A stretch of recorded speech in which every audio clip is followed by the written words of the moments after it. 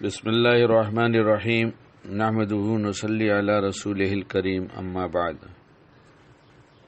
ہم چاہیں نہ چاہیں ہمیں مرنا تو ہوگا، موت آئے گی اور اس زندگی کو ختم کر دے گی، اور موت آتے ہی، یہ زندگی ختم ہوتے ہی ہمارے جتنے وہ لوگ ہیں جو ہم سے محبت کرتے ہیں اب ہمارے اپنے گھر میں ہمیں رہنے نہیں دیں گے، جلد سے جلد قبرستان میں پہنچا کر قبر میں دفن کر دیں گے۔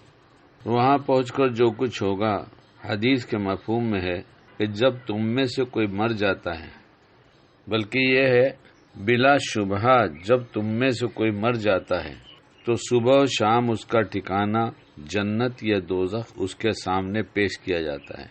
اگر وہ جنتی ہے تو صبح شام اس کے سامنے جنت پیش کی جاتی ہے، اور اگر وہ دوزخی ہے تو صبح شام اس کے سامنے دوزخ پیش کی جاتی ہے، اور اس کا ٹھکانہ دکھا کر اس سے کہا جاتا ہے کہ یہ تیرا ٹھکانہ ہے۔ پھر فرمایا کہ قیامت کے دن تک جب خدا اسے قبر سے اٹھائے گا ہر صبح شام ایسا ہی ہوتا رہے گا۔ دستور دنیا ہے سفر سے پہلے سفر کی تیاری۔ سفر میں پیش آنے والی تمام ضرورتیں کیسے پوری ہوں گی، اس کے لیے اسباب، وہ ضرورتوں کا وہ سامان ساتھ میں لیا جاتا ہے۔ سفر میں اندیشہ ہے کہ کچھ تکلیف پہنچ جائے گی تو اس سے بچنے کا بھی سامان لے کے چلتے ہیں۔ مثلا اگر کسی ٹھنڈے علاقے میں جا رہے ہیں تو وہاں کے لیے سردی سے بچنے کا سامان لیا جاتا ہے۔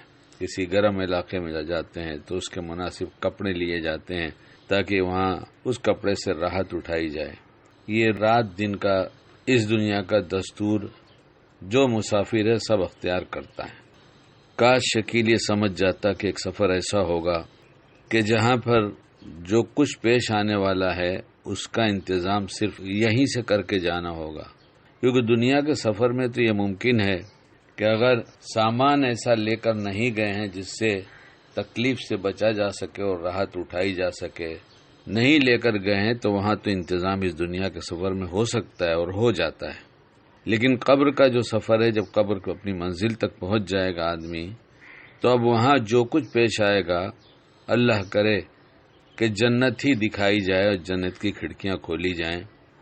دنیا میں تو تھوڑا سا درد سر برداشت نہیں ہوتا، تھوڑی گرمی بڑھ جائے تو ٹیمپریچر دیکھا جاتا ہے آج کیا ٹیمپریچر چل رہا ہے، آج تو بہت گرمی ہے، اور بار بار کہا جاتا ہے ہائے ہائے آج تو بہت گرمی ہے۔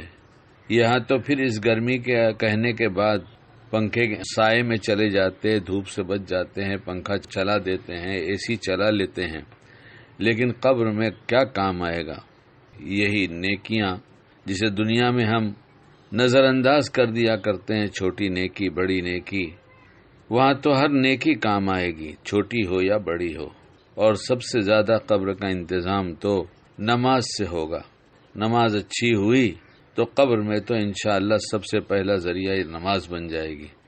اس کے علاوہ اور بھی جو اعمال شریعت میں بتائے گئے ہیں، ہم علماء سے پوچھ کر ہر موقع کا ہر عمل شریعت کے مطابق کرنے کی عادت بنا لیں، اللہ توفیق عطا فرمائے۔